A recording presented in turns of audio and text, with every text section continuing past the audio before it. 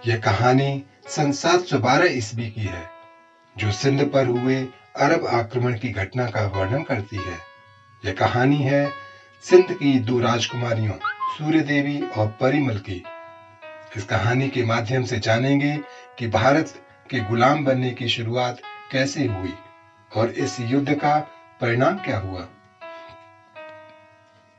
ये गुलाब का फूल कितना सुंदर है ना दीदी, चहकती हुई परिमल बोली। हाँ, बहुत सुंदर है परी, पर तुझसे ज्यादा सुंदर नहीं, मुस्कुराते हुए सूर्य देवी बोली। तेरे सामने तो चंपा, गुलाब, मोगरा कुछ भी नहीं है। तू तो प्रकृति का सबसे सुंदर फूल है। सिंध राज्य की बड़ी राजकुमारी सूर्य देवी अपनी छोटी बहन परिमल देवी को छेड़ते हुए बोली, ओ दीदी, आप मुझे छेड़ने का कोई भी मौका नहीं चूकती हो, है ना? आप जैसी सुंदर युवती पूरे सिंध में तो क्या, पूरे भारतवर्ष में भी नहीं है। सौंदर्य में तो मैं आपके पैरों की धूल के बराबर भी नहीं हूं। परिमल देवी सूर्य देवी के गले में अपनी नन्ही बाहों का हार डालकर झूलते हुए बोली। राजमहल के उद्यान में दोनों बहनें हास परिहास का आनंद ले रही थीं। वे दोनों अपने आप में इतनी मुग्ध थीं कि वे अपने आसपास के खतरे से भी अनभिज्ञ थीं। एक काला नाग चुपचाप तेजी से उनकी ओर बढ़ रहा था और उन्हें इसका कोई आभास ही नहीं था। अचानक दासी बेला की दृष्टि उस काले नाग पर पड़ी। उसने दोनों राजकुमारियों को धक्का देकर दूर गिरा दिया और वह खुद सांप के सामने आ गई। सांप उसके इस कृत्य से कुपित हो गया। उसका सुंदर शिकार उस दासी ने दूर जो कर दिया था, इसलिए उसने बेला की टांग पर डस लिया। बेला वहीं पर पछाड़ खाकर गिर पड़ी और दर्द तथा जहर के प्रभाव से तड़पने लगी। इस घटना से पूरे महल में अफरा तफरी मच गई।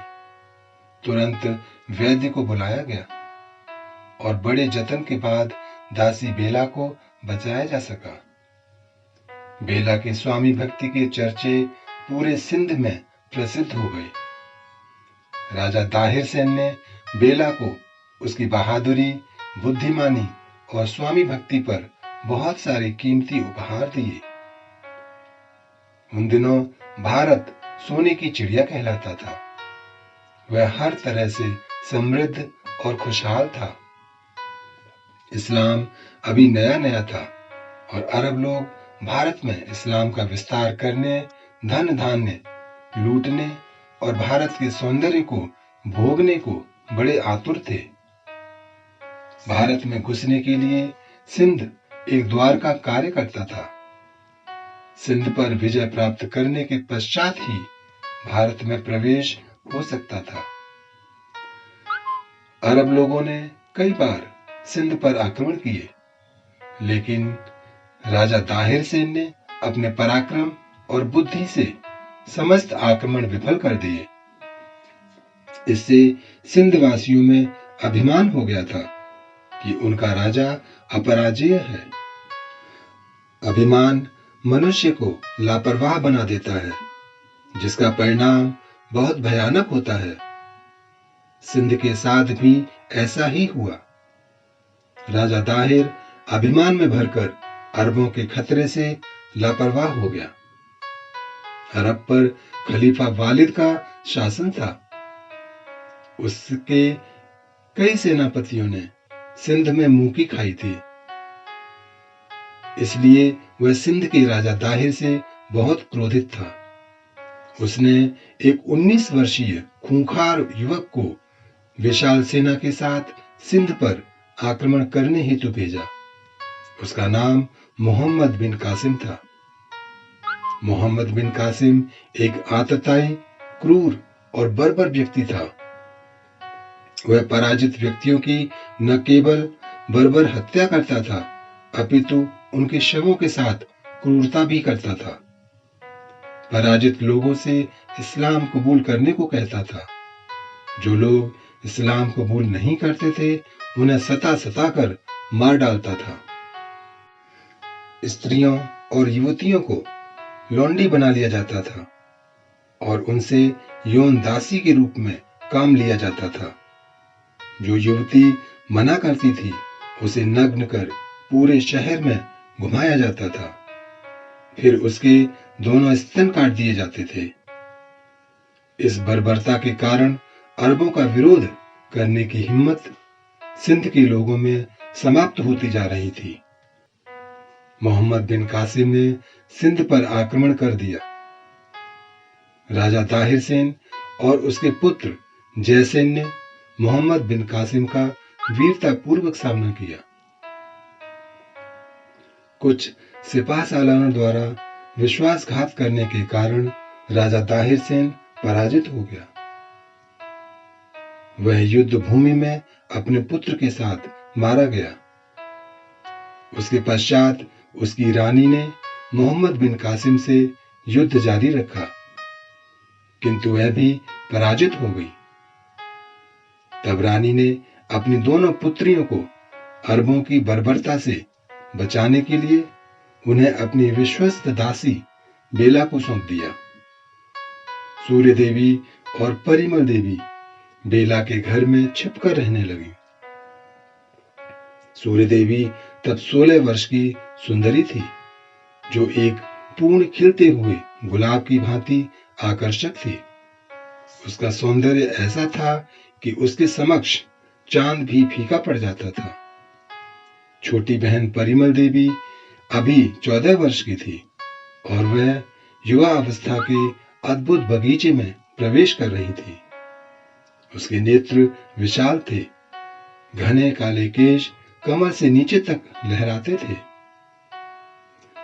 दोनों बहनें सुंदरता का अनुपम उदाहरण थीं।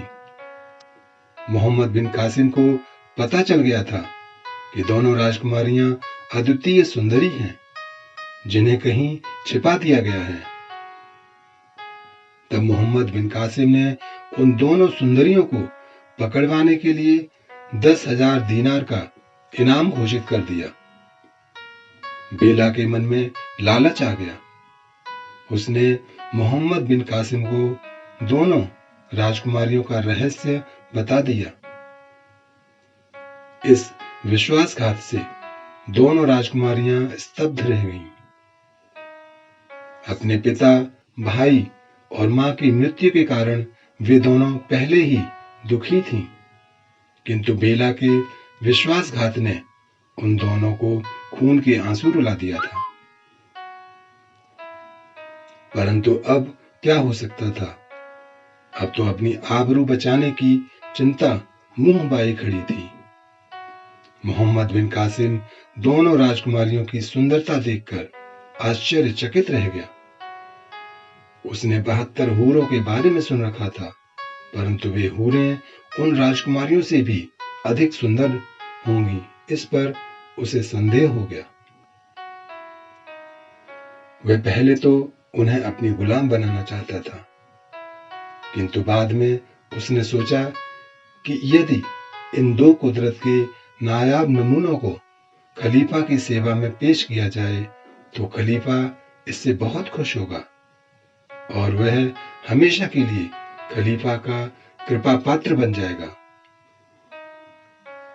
यह सोचकर उसने उन दोनों राजकुमारियों के अरबी वस्त्र सिलवाए और उन्हें शहजादी बनाकर खलीफा के पास भेज दिया।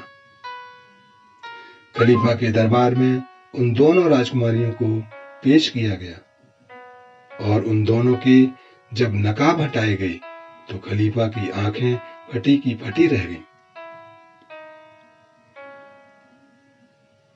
दोनों राजकुमारियां बला की खूबसूरत थीं।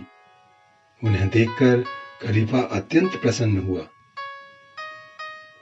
राजकुमारी सूर्य देवी को अपनी दासियों को देते हुए खलीफा ने आदेश दे दिया कि वे इसे आज रात के जश्न के लिए तैयार करें और छोटी बहन पर पूरी नजर रखें।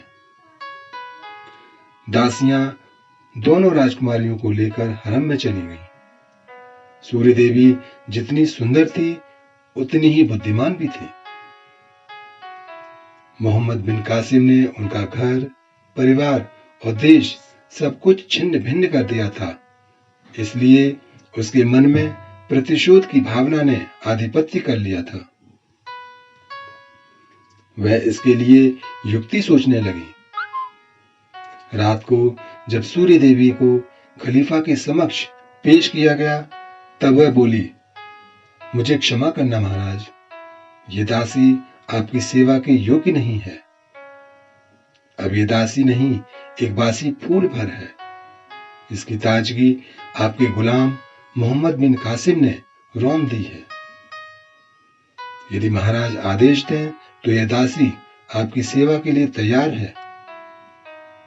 इस बात से खलीफा बहुत क्रोधित हुआ और उसने आदेश दे दिया कि मोहम्मद बिन कासिम को जिंदा पकड़कर उसे एक सांड की खाल में लपेटकर उसके समक्ष पेश किया जाए। खलीफा के आदेश का पालन किया गया और मोहम्मद बिन कासिम को पकड़कर एक सांड को मारकर उसकी खाल में उसे जिंदा भरकर सीं दिया गया और उसे खलीफा के महल में भेज दिया गया। दम घुट जाने के कारण मोहम्मद बिन कासिम की रास्ते में ही मृत्यु हो गई थी। मोहम्मद बिन कासिम की लाश को देखकर सूर्य देवी और परिमल देवी बहुत प्रसन्न हुई। भावनाओं में बहकर सूर्य देवी खलीफा से सारा सच बोल गई। इससे उसके षड्यंत्र का भांडा फूट गया। इससे खलीफा क्रोधित हो गया और उसने दोनों राजकुमारियों को मृत्युदंड की सजा सुना दी। यह मृत्युदंड बहुत विकराल था। दोनों बहनों को घोड़े की पूंछ से बांध दिया गया और घोड़े को पूरे शहर में घुमा दिया। जमीन से रगड़ रगड़ कर दोनों बहनों की मृत्यु हो गई, पर दोनों बहनें अपना नाम इतिहास के सुनहरे पृष्ठों पर लिखवा गईं। सिंध के लोग उनके बलिदान पर खून के आंसू रोते हैं। काश सिंध पराजित नहीं होता तो भारत 1000 साल तक गुलाम नहीं होता। दोस्तों, आपको यह वीडियो कैसा लगा हमें कमेंट करके अवश्य बताइए। वीडियो को लाइक और शेयर करना ना भूलें। अभी तक आपने मेरे चैनल को सब्सक्राइब नहीं किया है तो अभी कीजिए। अगले वीडियो के साथ मैं फिर मिलता हूँ। जय हिंद।